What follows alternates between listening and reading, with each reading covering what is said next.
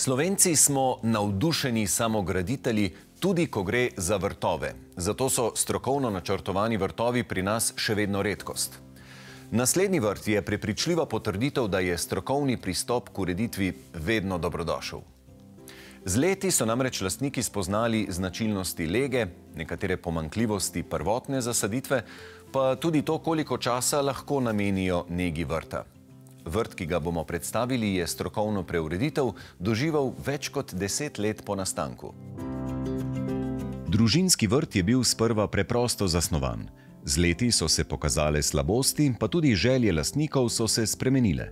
Odločili so se, da potrebujejo strokovno pomoč. Poklicali so krajinskega arhitekta, ki je na majhni površini oblikoval vsebinsko bogat vrt. Ko se je družina vselila v novo hišo, so najprej uredili trato in tlakovali del zemljišča ob hiši, kamor so nameravali postaviti vrtni paviljon.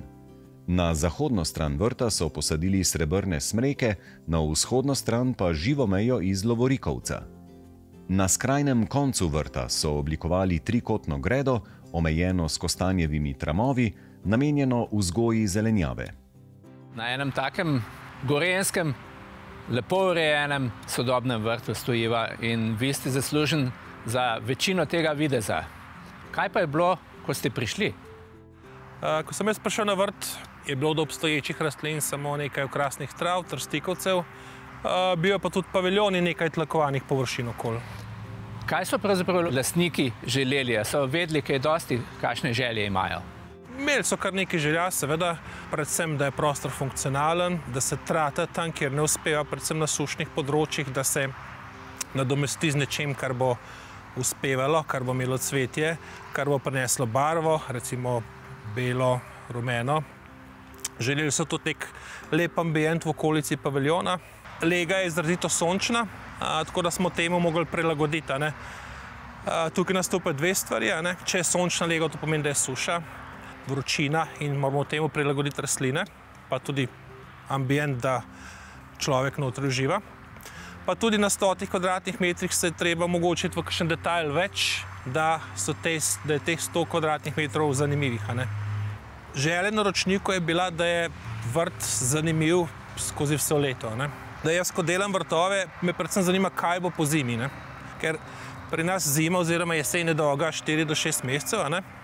Imamo tudi neke strukturne elemente, ki dajo okrasnost tudi po zimi. Okrogle luči, pohodne plošče, peščene površine, zimzelene rastline. Seveda, potem gremo pa naprej, da začnejo tudi rastline cveteti spomladi, poleti, jeseni in tem rastlinam se potem pridružujejo tudi okrasne trave. Še posebej od avgusta naprej okrasne trave nekako prevzamejo vse skupaj in so v nekem največjem žaru.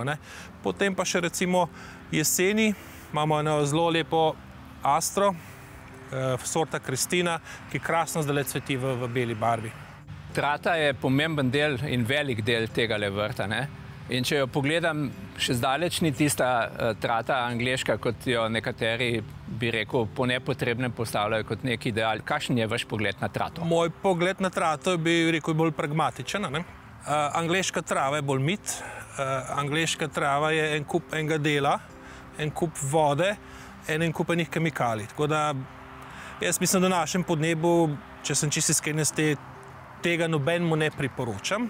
Seveda je pa najlepša redno pokošena trata, samo da je redno košena na 5 centimetrih cirka. Pri načrtovanju zasaditev je Tomaž Bavdež upošteval več dejavnikov. Sezono cvetenja od zgodnje pomladi do zgodnje jeseni, barvno skladnost, ki jo je dosegel z izborom odtenkov med belo in rumeno, velikost in obliko rasti okrasnih rastlin, razporeditev rastlin po vrtu ter posebni vtis, ki ga na vrt vnesejo okrasne trave. Največja površina, kjer se prelivajo barve, je trikotna greda, na kateri namesto zelenjadnic gojijo nizke vrtnice v odtenkih bele barve, družbo pa jim delajo rumeno žareči cvetovi petoprstnika. Prevladujejo seveda bela in pa rumena. V astrah je recimo kombinirana bela in rumena v enem samem cvetu, potem imamo bel liatris, bele ameriške slamnike, tudi nekaj rumenih vrtenc, rumenih potentil, tako da se ta neka barvna tema harmonično preliva skozi cel vrt. Vrt je lahko lep in navdihujoč tudi po noči. Prav nočni prizori so nekaj, v čemer družina zelo uživa. Te bele kroglaste svetila, to je bila želja naročnika. Moja naloga je bila, da to nekako skladno vkomponiram v našo zasaditev. Mislim, da nam je kar uspelo. Tudi to je en izmed elementov, ki po zimi spet naredi neko formo in pa tudi seveda po noči imamo neko tako čarobno, pravlično vzdušje, ko med temi travami, plapajočimi in trajnicami imamo ta svetila noter. Okrogla oblika svetil se ponovi tudi pred hišo, kjer imajo striženi tisini grmi kar dvojno vlogo. Ja, tam smo uporabili navadne tise, ki se strižejo kot krogla. Spet dve funkciji, ena bolj likovna, imamo kar neke skulpturce, druga pa čist praktična, funkcionalna, neka taka bolj psihološka kot pa fizična prepreka med dvema nivojema dvorišča. Vzdušje na vrtu družina uživa na več mestih, gotovo pa največ udobja ponuja paviljon.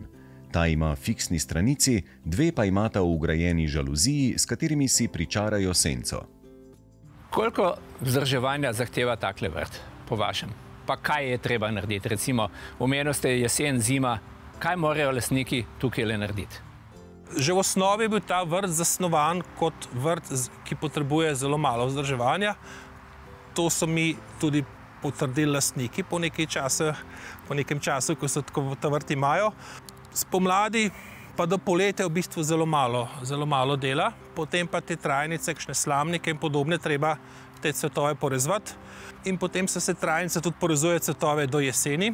Pozno jeseni pa porežemo še vse trave. Seveda treba tudi kakšno stvar malo pognojiti. Kar se tiče plevela, tega je zelo malo, ker imamo povsod protiplevelno vlaknino. Kar se pa recimo tiče vzdrževanja sivke, kar jaz dostikrat dobim vprašanje. Sivka se mora rezati odsvetele cvetove, potem pa jaz priporočam, da se jeseni poreže nekako do 30 cm nad zemljo. Počakamo čez zimo, potem pa spomladi, ko mine nevarnost pozebe, pa to sivko skrajšamo na 10 cm nad zemljo.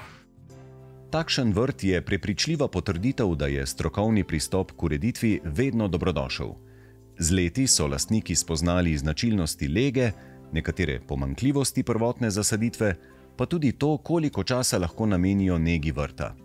Tako bodo lahko od zdaj še bolj uživali na svojem kotičku za sprostitev.